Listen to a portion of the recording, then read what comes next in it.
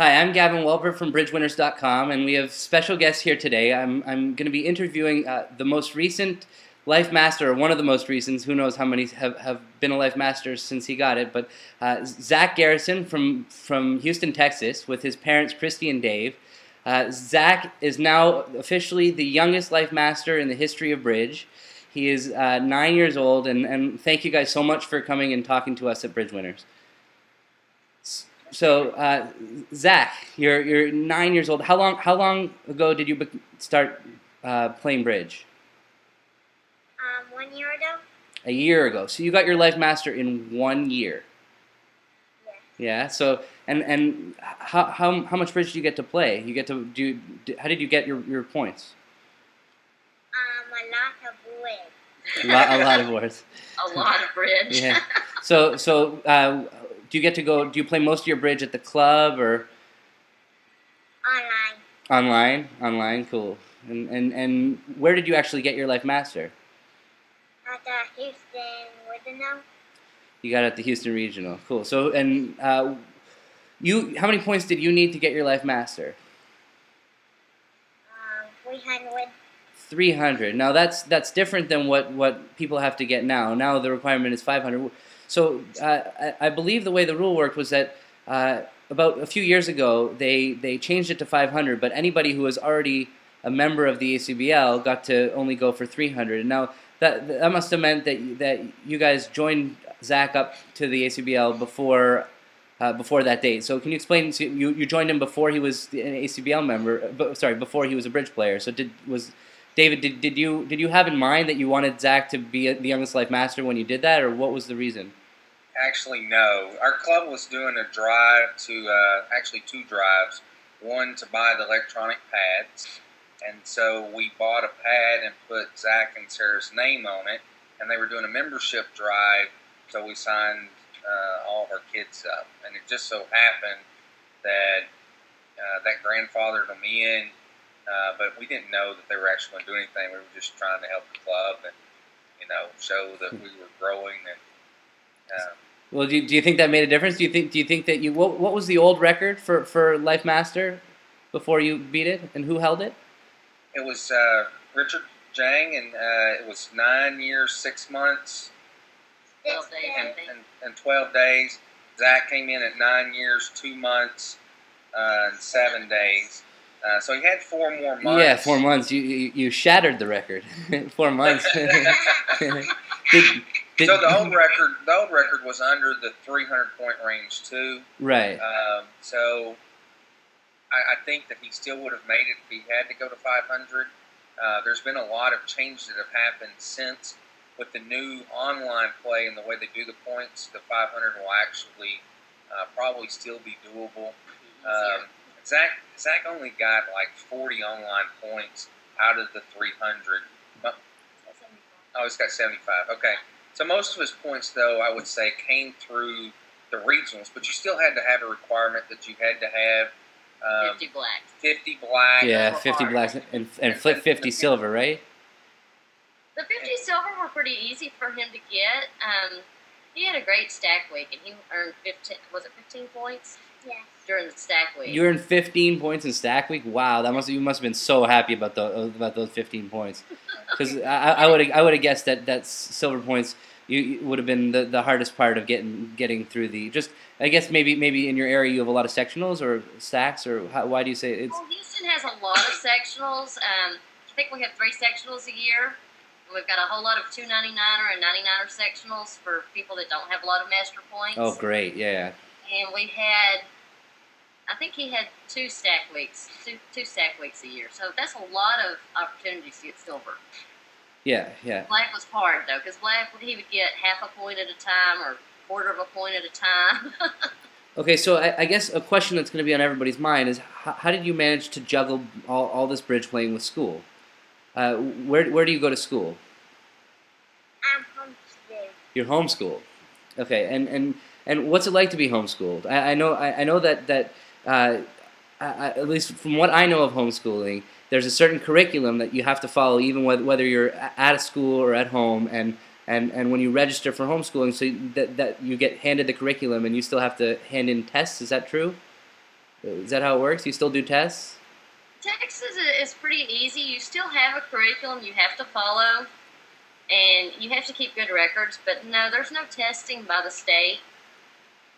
Okay, there's no some, and so when you're at a bridge tournament, how does it work? Do you study in the morning, or how do you?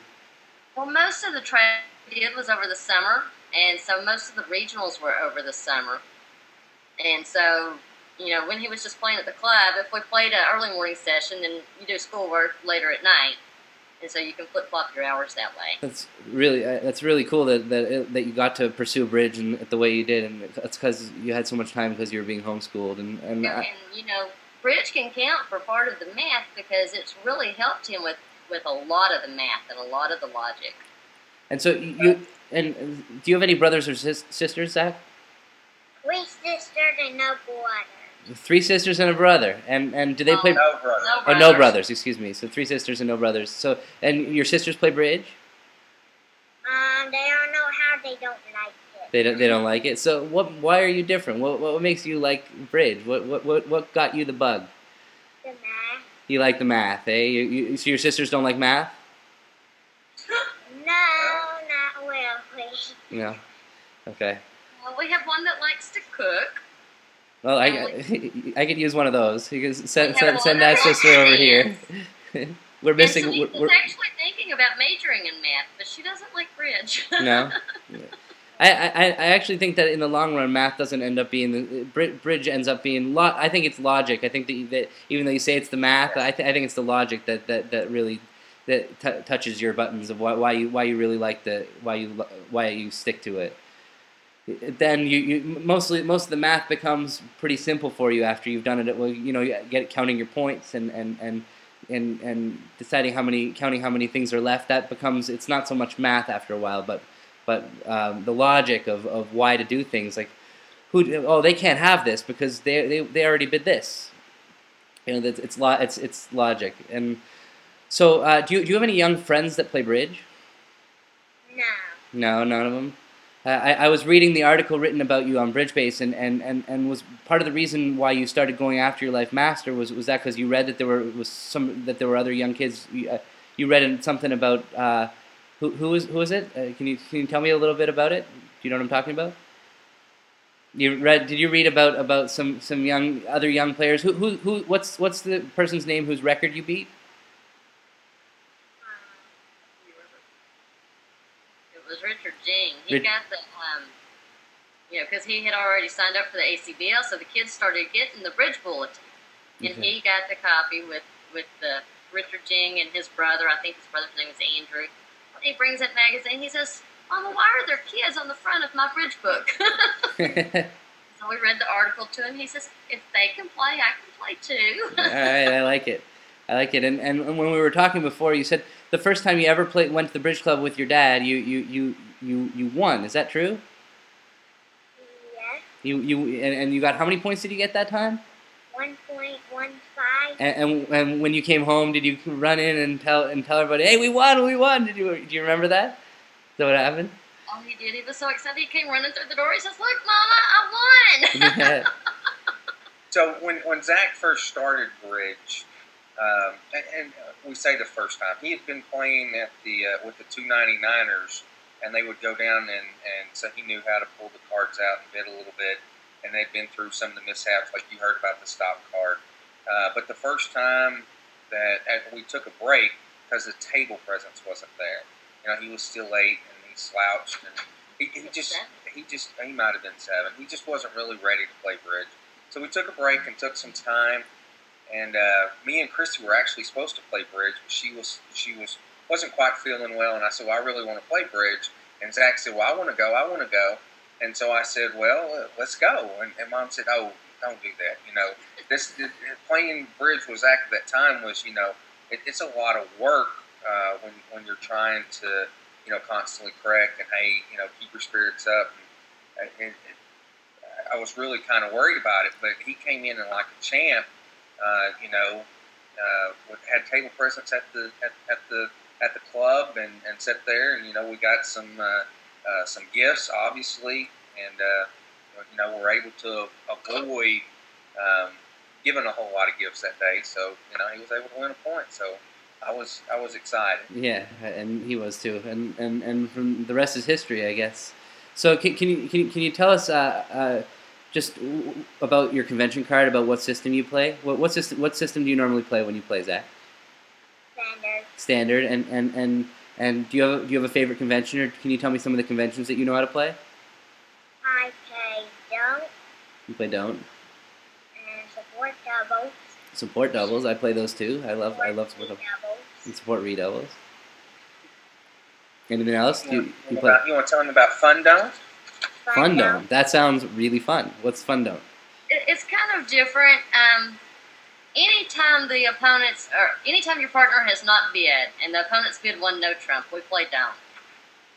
So if it goes a club, pass, a heart by the opponent's pass, and the opener bids a no trump, we play don't. Yeah, that's a cool. I think that's a cool, good idea. I think I've never heard it called Fun Don't, but I think that's a really fun way to play. Yeah, what about if you bid? Just to help him remember what it was. Can you sit back? Can you sit back a little, Zach? Just because when you're down, your dark hair is just. He's looking at his convention card. Yeah. So one thing that is different about his convention card is he does not do transfers over one no trump. So from the very beginning, when he was learning, it was very simple. After one no trump, the responses 2 means stop and 3 means go. Now, the 2 clubs is the exception because that's stamen, something that we added later. But the very first level was 2 means stop, 3 means go. So if you bid 2 diamonds, 2 hearts, 2 spades, that's a stop bid and it's to play. And 3 is a forcing bid, which shows gain value or slam value. And, he would add the points and decide where they are. When you open one no trump, obviously the other person is the captain. And so he didn't know burger at first. He didn't know any of that. That's all he really knew was 2 was stop and 3 was go, and he'd add up his points and place you where you were. And, you had to be able to play there. Yeah. I'm curious, what's your favorite part of the game? Do you like to be declarer, or do you like to be defender, or do you like the bidding? Declarer, yeah. You like to try to make the contract. And I asked you this earlier, but you what do you like best? Do you like knockouts, or do you like pairs? Swiss teams. Yeah, you like Swiss teams. Sorry, you like Swiss teams? Yeah. So and why do you like Swiss teams better than the pair games? Because you don't have to go for the overtip. Yeah, you like it because the goal is more clear. You just have to make the contract or beat the contract, and that's that. I'm with you. I think that makes it a lot more fun to know what you have to accomplish. And so, do you guys have any fun stories? You've been on playing bridge for a year, taking them around. You have any cute experiences that you've gone through that you can think of that you don't want to share? You were just saying about tell us about your 7 no trump hand from the Houston Regional. We opened 2 clubs. They passed. I have 16 high guard points, so I did 2 diamonds. 16 points, and your partner opened 2 clubs. And he's already fidgeting a little. But he did 2 diamonds waiting. 22 to 24, past 7 no. You bid 7 no on your second bid. That's and he started laughing and giggling. That must have been so much fun. And so last thing, what are your plans now? Now that you have your life master, and what are your plans to take? Are you going to keep having Zach play in lots of bridge tournaments, or are you going to tone it down for a while? We're going to slow down some. He still wants to play. He made life master, I think, on Tuesday, and on Wednesday he's sitting there and he's already talking about bronze. Yeah. Yeah. What's next? That's what I like to hear. What's next? Yeah. I think that bridge will always be a part of our lives. It's a big part of our life, but there will definitely be some limits to where how much bridge he can play. He needs to soccer, and he wants to play chess. And he wants to play chess really bad. Other activities, so he is well rounded. There's a lot of people that say, well, is this really? If he loves it that much, he may just play bridge. But you know, I want to make sure that all of our kids see everything in the world, and so, you know, we probably will limit how much bridge he can play because he will play online for hours at a day. You know, you were asking about his homeschooling. When you give him that math book, he will sit down and do the whole year's work in less than 30 days. Yeah. Because he loves math and he has that passion. So, you know, just like any other parent, you want to control and make sure that they sample everything in life. Yeah, well, it sounds like you really want to play chess and do these other things, don't you, Zach? Yeah, so that's pretty good. I mean, as long as I'm running, I have the same sort of situation. I mean, my daughter's only 2, but of course, everybody's first question to me is, "Oh, are you going to teach her how to play bridge? You're going to teach her how to play bridge?" And so it's nice to hear what you have to say and about it. And I definitely always wanted to play soccer, but we didn't get to play last summer because we were traveling so much to all the regions. Right. So it's the summertime is so and homeschooling works the same way where you have the summer off and you're in school from September to August to whatever to June. Yeah, we start usually in August and then we'll end up for the end of May. Yeah, cool. It gets too hot. They're not going to do anything in June and July. The big difference with homeschooling and regular school is you get to really give a lot of choices to the kids so that when they go to college, they're used to time management better. You know, our history, King Tut was at the museum here, so it's not normally part of his curriculum to learn King Tut in his grade, but he got to learn all about it because that was what was at the museum, so you can do things that enrich his lives. And, you know, we chose that for our kids because of the Alpha Omega, and you can really include values that maybe they're not getting through the school system nowadays. So, yeah, it seems like as long as the social programs still exist, homeschooling, there's no doubt that you get just such a better education when you have hands-on and more focused work, where you don't have to succumb to a one size fits all lecture system. And I know when you find a method that doesn't work, you know, you don't have to follow that method. Like the old method of they give you 20 words on Monday, and by Friday you have to have a spelling test. And you know, traditionally kids don't know those words by the next Monday. Well, so that method of spelling doesn't work. So we went and we found some methods that do work.